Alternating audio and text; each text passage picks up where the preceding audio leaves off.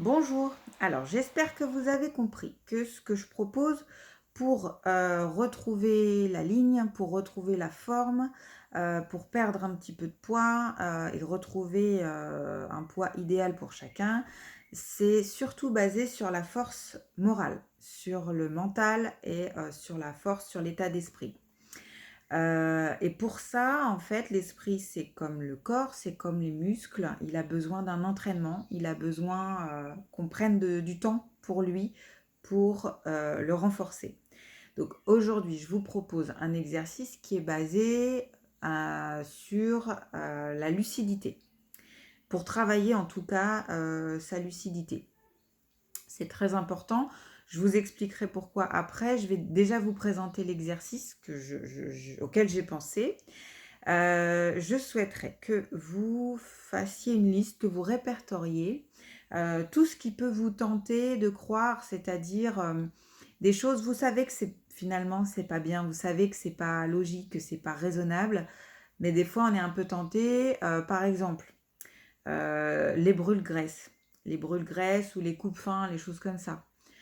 On sait très bien que c'est pas une bonne idée, que sur le long terme ça marche pas bien, etc. Mais des fois, ça nous traverse un petit peu l'esprit parce qu'on se dit que sur un malentendu, ça peut être plus rapide. Souvent, c'est lié à la rapidité, hein. C'est lié à la peur de passer trop de temps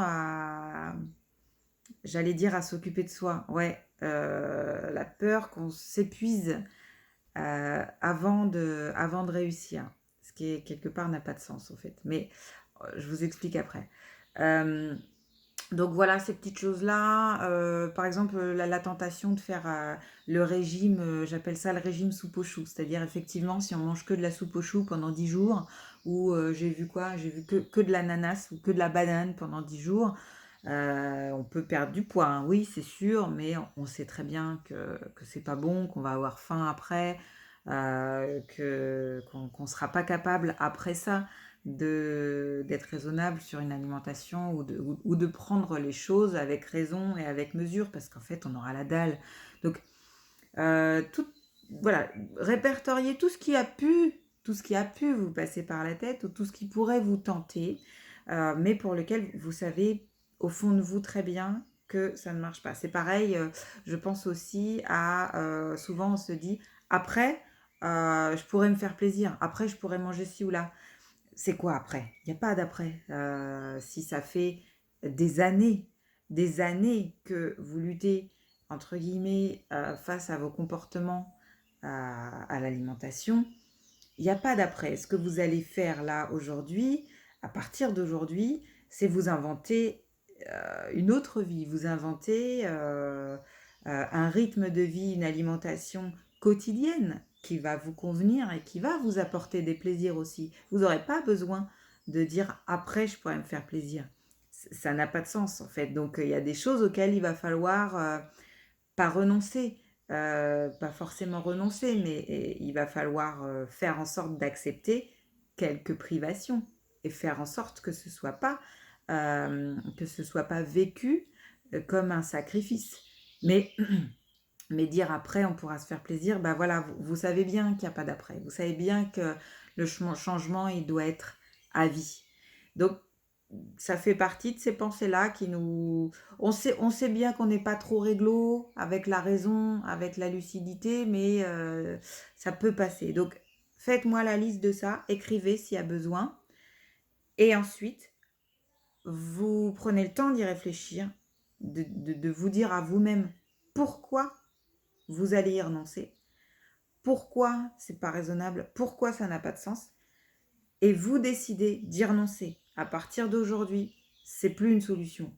C'est plus un chemin que je peux commencer à emprunter. Non, c'est plus une possibilité.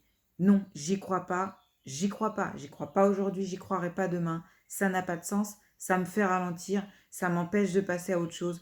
Donc, je décide clairement, fermement d'y renoncer. Poubelle. Voilà.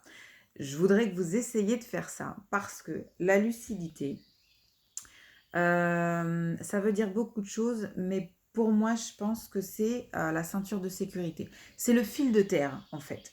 Quand on démarre un programme, on a évidemment des objectifs, on a évidemment des espoirs, et heureusement, et on a raison. Simplement, la lucidité, ça permet de ne pas s'enflammer. Hein. C'est pour ça que j'ai dit c'est le fil de terre. Ça permet de ne pas s'enflammer. Parce que si on s'enflamme, on risque très fort d'être déçu. Voilà.